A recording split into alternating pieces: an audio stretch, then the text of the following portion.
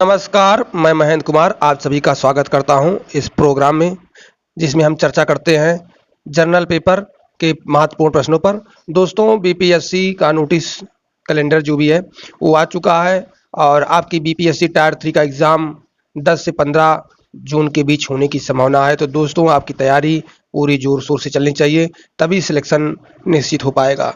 दोस्तों, उसी के क्रम में हमने यह वीडियो बनाना शुरू कर दिया है और ताकि आप लोगों को आसानी से सारे कंटेंट उपलब्ध हो जाएँ। तो दोस्तों, आज के सेशन में हम फिर बात करेंगे हिस्ट्री के महत्वपूर्ण प्रश्नों के बारे में। और दोस्तों, ये मॉडर्न हिस्ट्री के हैं और ख़ास करके राष्ट्रीय आंदोलन से जो पूछे जाते हैं वो भी है इसी में से। तो दोस्तों, शुरू करने से पहले बस यही कहूँगा कि अगर आप चैनल पर नए हैं तो चैनल को सब्सक्राइब कर लें, वीडियो को लाइक शेयर ज़रूर करें। तो दोस्तों, शुरू करते हैं आज का सेशन। आज का पहला प्रश्न है, स्वराज को बतौर राष्ट्रीय मांग के रूप में सर्वप्रथम रखा था। स्वराज को राष्ट्रीय मांग के रूप में सर्वप्रथम रखा था। दोस्तों, इसे दादा भाई नौरोजी जी ने रखा था। यहाँ पर विकल्प सी सही हो जाएगा। भारत के ग्रैंड ओल्ड मैन की संज्ञा किसे दी जाती है? तो दोस्तों, ग्रैंड ओल्ड मैन दादा भाई नौरोजी जी को दी जाती है। यहाँ पर विकल्प ए सही हो जाएगा। दोस्तों, कांग्रेस ने स्वराज प्रस्ताव वर्ष 1906 में पारित किया। प्रस्ताव का उद्देश्य था दोस्तों स्वशासन सुनिश्चित करना, सेल्फ रूल या सेल्फ गवर्नेंस। यहाँ पर विकल्प भी सही हो जाएगा। यही है दोस्तों आपका स्वराज। भारतीय राष्ट्रीय कांग्रेस के उदारवादी युग में भारतीय ग्लैडस्टोन की उपाधि दी गई। दोस्तों, ग्लैडस्टोन की उपाधि दादा भाई नौरोजी जी को दी गई। दोस्तों, यहाँ पर विकल्प डी सही हो जाएगा। निम्नलिखित में से किस नेता ने 1906 में कलकत्ता कांग्रेस अधिवेशन की अध्यक्षता की थी? दोस्तों, हो जाएंगे आपके दादा भाई नौरोजी। दोस्तों, दादा भाई नौरोजी 1906 के अलावा किस किस अधिवेशन की अध्यक्षता की थी? इसका जवाब आप लोग कमेंट बॉक्स में लिखेंगे। राजा जनता के लिए बने हैं, जनता राजा के लिए नहीं बनी। राष्ट्रीय आंदोलन के दौरान निम्नलिखित में से किसने यह वक्तव्य दिया था? तो दोस्तों, यह वक्तव्य दादा भाई नौरोजी जी का है। यहाँ पर विकल्प सी सही हो जाएगा। ब्रिटिश हाउस ऑफ कॉमन्स में चुने जाने वाले दादा भाई नौरोजी प्रथम भारतीय थे जिन्होंने इस दल की टिकट पर चुनाव लड़ा था। दोस्तों, ये उदारवादी दल के सीट पर लड़े थे और ब्रिटिश हाउस ऑफ कॉमन्स में चुने गए थे। यहाँ पर विकल्प ए सही हो जाएगा, उदारवादी दल। निम्नलिखित में से किसे भारतीय ग्लैडस्टोन कहा जाता है? तो दोस्तों, ये क्वेश्चन रिपीटेड है। यहाँ पर दादा भाई नौरोजी हो जाएंगे, विकल्प सी सही हो जाएगा। दादा भाई नौरोजी आमतौर पर किस नाम से जाने जाते थे? तो दोस्तों, grand old man of India, क्योंकि ये काफी उम्र के थे और इसलिए इन्हें grand old man of India भी कहा जाता था। तो दोस्तों, इन्हें विकल्प डी सही हो जाएगा। यहाँ पर भारतीय राष्ट्रीय कांग्रेस के उदारवादी युग में भारतीय ग्लैडस्टोन की उपाधि दी गई थी। दोस्तों, ये दादा भाई नौरोजी जी को दी गई थी। विकल्प डी यहाँ सही हो जाएगा। The grand old man of India के नाम से जाना जाता है। दोस्तों, फिर से यही रिपीटेड है। यहाँ पर विकल्प डी सही हो जाएगा। निम्नलिखित में से कौन कथन दादा भाई नौरोजी के विषय में सत्य नहीं है? उन्होंने poverty and un British rule in India पुस्तक लिखी। दोस्तों, ये सही है। उन्होंने गुजराती के प्रोफेसर के रूप में यूनिवर्सिटी कॉलेज लंदन में कार्य किया। दोस्तों, ये भी बात सही है। उन्होंने बंबई में महिला शिक्षा की नींव रखी। जो दोस्तों, ये भी बात सही है। वे ब्रिटिश पार्लियामेंट के सदस्य के रूप में अनुदारवादी पार्टी के लिए चुने गए। दोस्तों, ये उदारवादी दल से थे और उदारवादी पार्टी से भी चुने गए थे। यहाँ पर विकल्प डी सही हो जाएगा, क्योंकि ये गलत है। ब्रिटिश पार्लियामेंट में चुना जाने वाला प्रथम भारतीय कौन था? दोस्तों, ब्रिटिश पार्लियामेंट में चुने जाने वाले प्रथम भारतीय दादा भाई नौरोजी थे। कांग्रेस के लिए समर्थन प्राप्त करने के लिए 1889 ईस्वी में एक समिति स्थापित की गई। निम्न में से कौन उस समिति का सभापति था? तो दोस्तों, उस समिति का सभापति दादा भाई नौरोजी जी थे, जिसका गठन 1889 में हुआ था और इसका कार्य था कांग्रेस के लिए समर्थन प्राप्त करना। दोस्तों, यहाँ पर विकल्प सी सही हो जाएगा। निम्नलिखित में से किसने 1906 के भारतीय राष्ट्रीय कांग्रेस के कलकत्ता अधिवेशन में दादा भाई नौरोजी के अध्यक्षीय भाषण को उनके बदले में पढ़ा था? तो दोस्तों गोपाल कृष्ण गोखले, गोपाल कृष्ण गोखले जी थे जिन्होंने दादा भाई नौरोजी के अध्यक्षीय भाषण को पढ़ा था। यहाँ पर विकल्प बी सही हो जाएगा, गोपाल कृष्ण गोखले। निम्नलिखित में से किसने सन 1906 के भारतीय राष्ट्रीय कांग्रेस के कलकत्ता अधिवेशन में दोस्तों दादा भाई नौरोजी के अध्यक्षीय भाषण को पढ़ा था? तो दोस्तों यहाँ पर गोपाल कृष्ण गोखले हो जाएगा, विकल्प सी सही हो जाएगा। दोस्तों यहाँ पर निम्नलिखित में से किस राष्ट्रवादी नेता को राजनीति में अतिवादी और सामाजिक विषयों में रूढ़िवादी बताया जा गया है? तो दोस्तों बाल गंगाधर तिलक को एक राष्ट्रवादी नेता थे जिन्हें राजनीति में अतिवादी और सामाजिक विषयों में रूढ़िवादी बताया गया है।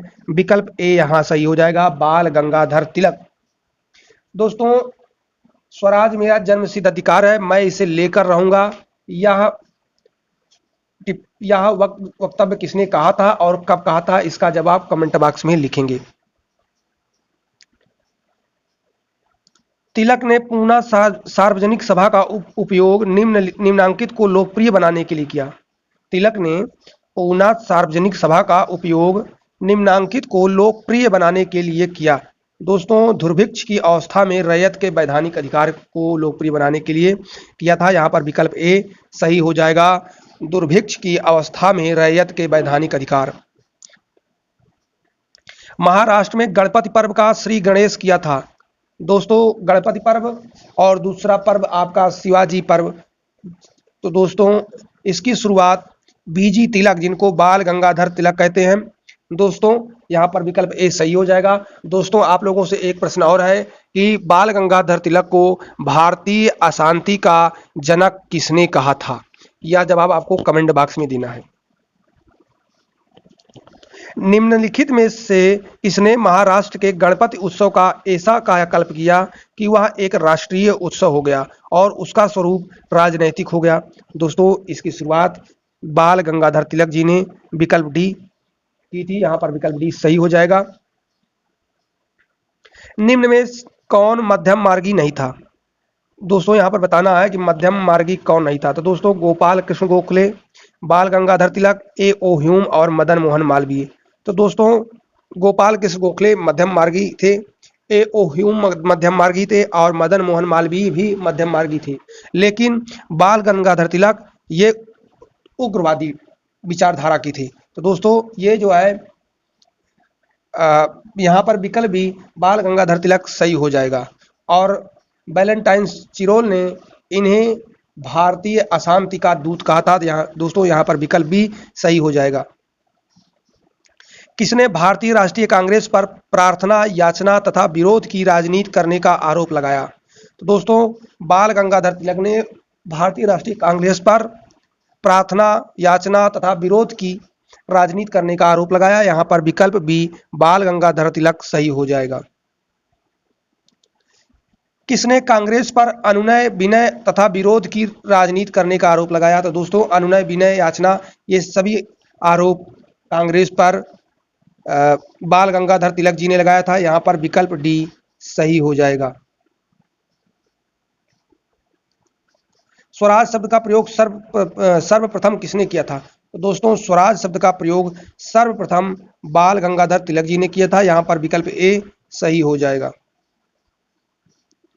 निम्नलिखित में से किसने 1893-94 में न्यू लैप्स फॉर ओल्ड नाम से लिखी गई लेख श्रृंखला में उदारवादी राजनीति की पहली व्यवस्थित आलोचना की थी? तो दोस्तों न्यू लैप्स फॉर ओल्ड लेख जो है अरविंद घोष जी का है और इन्होंने उदारवादी राजनीति की क्या की थी? पहली आलोचना की थी। यहाँ पर विकल्प ए अरविंद घोष सही हो जाएंगे। भारतीय राष्ट्रीय कांग्रेस को किसने भीख मांगने वाली संस्था बेगिंग इंस्टीट्यूट कहा था? तो दोस्तों इसे अरविंद घोष ने भीख मांगने वाली संस्था या बेगिंग इंस्टीट्यूट कहा था। तो दोस्तों यहाँ पर विकल्प सी सही हो जाएगा। निष्क्रिय विरोध के सिद्धांत का प्रतिपादन किसने किया? निष्क्रिय विरोध के सिद्धांत का प्रतिपादन किसने किया था? तो दोस्तों इसका प्रतिपादन अरविंद घोष जी ने किया था। यहाँ पर विकल्प डी सही हो जाएगा। किसने उदारवादी नेताओं की नीतियों को राजनीतिक भिक्षावृत्ति की संज्ञा दी है? राजनीतिक भिक्षावृत्ति। तो दोस्तों बिपिन चंद्र पाल ने उदारवादी नेताओं की को राजनीतिक भिक्षावृत्ति की उपाधि दी। यहाँ पर विकल्प ए बिपिन चंद्र पाल सही हो जाएंगे। दोस्तों 3 तिगड़ी थी, लाल बाल पाल।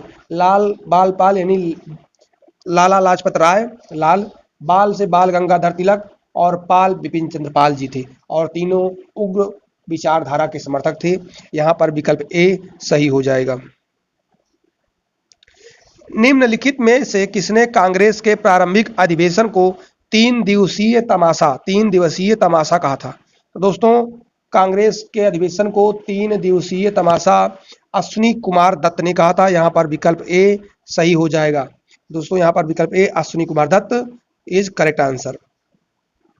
निम्न में से किन्हें गांधी जी ने अपना राजनैतिक गुरु माना? तो दोस्तों गोपाल कृष्ण गोखले को महात्मा गांधी जी ने अपना राजनैतिक गुरु माना था। यहाँ पर विकल्प सी सही हो जाएगा। निम्नलिखित में से कौन उग्र राष्ट्रवादी नेता नहीं था? तो दोस्तों उग्र 2 ही नेता थे, एक उग्रवादी और दूसरे उदारवादी। उग्रवादी में आपके आते हैं लाल बाल पाल। तो दोस्तों लाल बाल पाल यानी लाला लाजपत राय थे जी, उग्रवादी राष्ट्रवादी नेता, और बाल गंगाधर तिलक भी थे दोस्तों, और पाल बिपिन चंद्र पाल भी थे। लेकिन गोपाल कृष्ण गोखले जी उदारवादी नेता थे। इन्हें यहाँ पर विकल्प डी सही हो जाएगा। और गोपाल कृष्ण गोखले जी महात्मा गांधी के राजनैतिक गुरु थे। दोस्तों जब गांधी जी भारत में 1915 में लौट कर आए तो गोपाल कृष्ण गोखले जी के कहने पर ही उन्होंने पूरे भारत का भ्रमण किया और पूरे भारत की सिचुएशन को समझा। दोस्तों विकल्प डी यहाँ सही हो जाएगा। और दोस्तों गोपाल कृष्ण गोखले ने पूना सार्वजनिक सभा की स्थापना की। दोस्तों एक इनकी पुस्तक है सर्वेंट ऑफ इंडिया सोसाइटी। विकल्प डी यहाँ सही हो जाएगा। गोपाल कृष्ण गोखले ने कांग्रेस के किस अधिवेशन में अध्यक्षता की? तो दोस्तों 1905 के कांग्रेस अधिवेशन की अध्यक्षता गोपाल कृष्ण गोखले जी ने की थी। यहाँ पर विकल्प बी सही हो जाएगा। गोपाल कृष्ण गोखले ने निम्नलिखित में से किसकी स्थापना की थी? तो दोस्तों गोपाल कृष्ण गोखले ने सर्वेंट ऑफ इंडिया सोसाइटी की स्थापना की थी। दोस्तों यहाँ पर विकल्प बी सही हो जाएगा। गोपाल कृष्ण गोखले ने किस वर्ष में भारत सेवक मंडल यानी सर्वेंट ऑफ इंडिया सोसाइटी की स्थापना की थी? तो दोस्तों इसकी स्थापना 1905 में गोपाल कृष्ण गोखले जी ने की थी। यहाँ पर विकल्प डी सही हो जाएगा। भारतीय राष्ट्रीय कांग्रेस ने निम्नलिखित में से किस अधिवेशन में निकासी के सिद्धांत को औपचारिक रूप से स्वीकार किया? तो दोस्तों निकासी के सिद्धांत को कांग्रेस ने इनमें से किसी भी अधिवेशन में स्वीकार नहीं किया। दोस्तों विकल्प डी सही हो जाएगा। यहाँ पर दोस्तों निकासी के सिद्धांत से तात्पर्य है कि ब्रिटेन द्वारा भारत से धन का निर्गमन। दोस्तों अगला प्रश्न है कांग्रेस के नरम दल के नेताओं की आंदोलन की पद्धति थी। दोस्तों नरम दल यहाँ पर हो जाएगा राजवामबंद आंदोलन। यहाँ पर विकल्प बी सही हो जाएगा। दोस्तों कांग्रेस के नरम दल के नेताओं के आंदोलन की जो पद्धति थी उसे राजवामबद्ध आंदोलन कहा जाता है। यहाँ पर विकल्प बी सही हो जाएगा। 20वीं शताब्दी के आरंभिक 2 दशकों में भारतीय राष्ट्रीय कांग्रेस का मुख्य लक्ष्य क्या था? तो दोस्तों कांग्रेस का मुख्य लक्ष्य था औपनिवेशिक स्वायत्तता। यहाँ पर विकल्प सी सही हो जाएगा। दोस्तों यहाँ पर यह था कि भारतीयों का शासन में भागीदारी हो, और दोस्तों किसके अधीन रहते हुए? ब्रिटिश के अधीन रहते हुए भारतीयों द्वारा शासन संभालना, इसी को स्वशासन कहा गया दोस्तों, या होम रूल। दोस्तों विकल्प सी यहाँ पर सही हो जाएगा। अधिकतर नरमपंथी नेता थे। दोस्तों अधिकतर नरमपंथी नेता जो भी थे वो शहरी क्षेत्र से थे। यहाँ पर विकल्प भी सही हो जाएगा। शहरी क्षेत्रों से थे कौन? नरमपंथी नेता। निम्न में से कौन नेता उग्रवादी नहीं था? बिपिन चंद्र पाल, बाल गंगाधर तिलक, डब्ल्यू.सी. बनर्जी, उक्त में से कोई नहीं। दोस्तों डब्ल्यू.सी. बनर्जी एक उदारवादी नेता थे, ना कि उग्रवादी। यहाँ पर विकल्प सी सही हो जाएगा। भारतीय राष्ट्रीय कांग्रेस के नरम दलीय नेताओं के संबंध में निम्नलिखित कथनों में से कौन सा एक सही नहीं है? तो दोस्तों वे भारत से संपदा के अपवाहन के लिए ब्रिटिश की आलोचना करते थे। दोस्तों ये सही है। वे विदेशी माल के बहिष्कार की वकालत करते थे। दोस्तों ये भी बात सही है। वे जमींदारों द्वारा भारतीय ग्रामीण जन के शोषण की समस्या की उपेक्षा करते थे। दोस्तों गलत। क्योंकि जितने भी चाहे उग्रवादी रहे हों चाहे उदारवादी रहे हों, वो भारत में हर तरह से स्वतंत्रता, हर तरह से समानता चाहते थे। चाहे वो ब्रिटिश शोषण कर रही हो, चाहे स्थानीय जमींदार, वो सबके खिलाफ आवाज उठाते थे। दोस्तों यहाँ पर विकल्प सी सही हो जाएगा। आज का अंतिम और महत्वपूर्ण प्रश्न है, निम्नलिखित कथनों पर विचार कीजिए और उनमें निर्दिष्ट एक व्यक्ति को नीचे दिए गए कूट की सहायता से पहचानिए। इंग्लैंड में अपने प्रवास के दौरान उन्होंने ब्रिटिश लोगों को भारत के शासन के रूप में उनके दायित्वों के बारे में शिक्षित करने का प्रयत्न किया। उन्होंने ब्रिटिश राज के अन्यायपूर्ण और दमनकारी शासन के प्रति अपने विरोध के समर्थन में भाषण दिए और लेख प्रकाशित किए। 1867 में उन्होंने ईस्ट इंडिया एसोसिएशन की स्थापना में सहायता की, जिसके वे मानद सचिव बने। कूट ये किसका है? तो दोस्तों ये वक्तव्य दादा भाई नौरोजी का है। यहाँ पर विकल्प सी सही हो जाएगा। दादा भाई नौरोजी का जो जीवन काल था वो काफी लंबे समय तक भारतीय राष्ट्रीय कांग्रेस में और उसके पहले भारत में नारी उत्थान में, सामाजिक उत्थान में हमेशा सक्रिय रहे। तो दोस्तों ये थे आज के महत्वपूर्ण प्रश्न। तो दोस्तों बीपीएससी का जैसे आपको पता ही होगा कि बीपीएससी की परीक्षा में ज़्यादा दिन नहीं रह गए हैं। यदि 10 जून से एग्जाम शुरू हो जाते हैं तो आपके पास ज़्यादा से ज़्यादा 40 से 45 दिन है और 45 दिन में आपको एक लंबा सिलेबस कवर करना है और एकदम गोल पर फिक्स जो है आपको निशाना साधना है। तो इसके लिए आपको कहीं से भी कंटेंट मिलता है आप उसको अच्छे से तैयार करिए और हमारी भी यही उम्मीद रहेगी कि आप लोगों का पेपर अच्छा होगा। चलो दोस्तों फिर मिलते हैं किसी और कंटेंट टॉपिक के साथ। तब तक के लिए जय हिंद, जय भारत और चैनल को सब्सक्राइब जरूर करें।